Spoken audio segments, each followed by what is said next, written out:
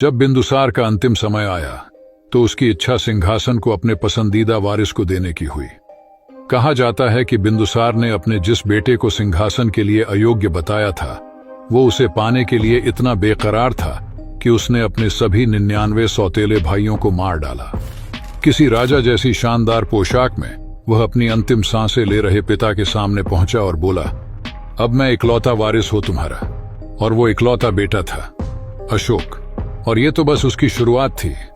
दूसरी सदी ईसा पूर्व में भारत के सम्राट अशोक ने हिंसा का जो बेरहमी भरा तांडव शुरू किया था वह बेहद डरावना था। जब अशोक के मंत्रियों ने उनके इस आदेश पर हिचकिचाहट दिखाई कि महल के चारों तरफ मौजूद फलदार पेड़ों को काट दिया जाए तो उनका जवाब था, ठीक है तो फिर तुम्हारे सिर कटवा देते हैं। अशोक की बेरहमी का कोई हिसाब नहीं था। उन्होंने अपने मंत्रियों के लिए एक महल बनवाया। मंत्रियों को मालूम नहीं था कि इस महल में ऐसे उत्पीड़न कक्ष थे जिनमें मारने के 5 सबसे तकलीफदेह तरीके मौजूद थे। इसे नाम दिया गया अशोकाश हेल। पर अशोक का ये दमन चक्र यहीं पर नहीं रुका। अब वो अपने दादा द्वारा शुरू किए गए पूरे भारत के विजय अभियान पर निकल पड़े। दक्षिण में मौजूद कलिंग अशोक से संधि करने को तैयार नहीं थे। अशोक की सेना ने शहर की घेराबंदी कर ली पर कलिंग ने हार नहीं मानी।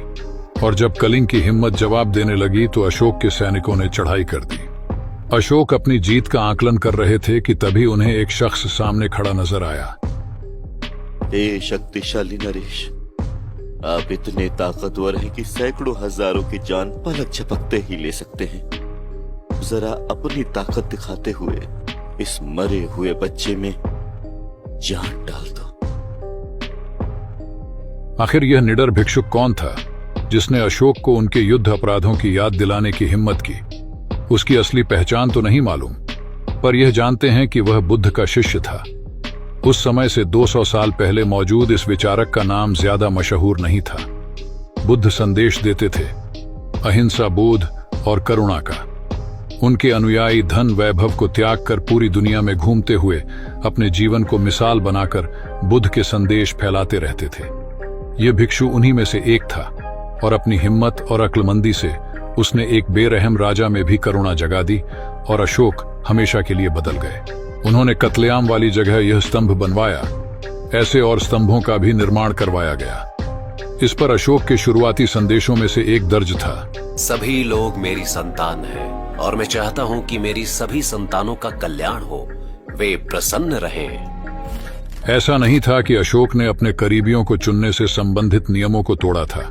दरअसल उनके करीबी कौन कौन थे यह परिभाषा बदल गई थी। उन्होंने जीवों की बलि और मनोरंजन के लिए शिकार पर रोक लगा दी। उन्होंने पूरे भारत में पशुओं के लिए अस्पताल बनवाए और नागरिकों से जानवरों के प्रति दयालु होने को कहा। अशोक ने यह सुनिश्चित किया कि गांवों और शहरों में रहने वाले लोगों के लिए कुएं खुदवाए जाए। उन्होंने सड़कों के किनारे पेड़ लगवाए, आश्रय स्थल बनवाए ताकि यात्रियों को सुविधा हो और जानवरों को हर समय पेड़ों की छांव मिल सके। अशोक ने आसपास के छोटे देशों के साथ शांति संधियां की जो पहले कभी उसके नाम से थर्राते थे। अशोक ने भारत पर और 30 साल तक राज किया और इस दौरान विद्यालय, विश्वविद्यालय, अस्पताल और स्वास्थ्य गृह बनवाए गए। उन्होंने महिलाओं के लिए शिक्षा शुरू की, निःशुल्क स्वास्थ्य सेवाओं की शुरुआत की गई और यह सुनिश्चित किया गया कि दवाएं हर समय उपलब्ध रहे। अशोक का यह आदेश था कि सभी धर्मों को एक समान माना जाए।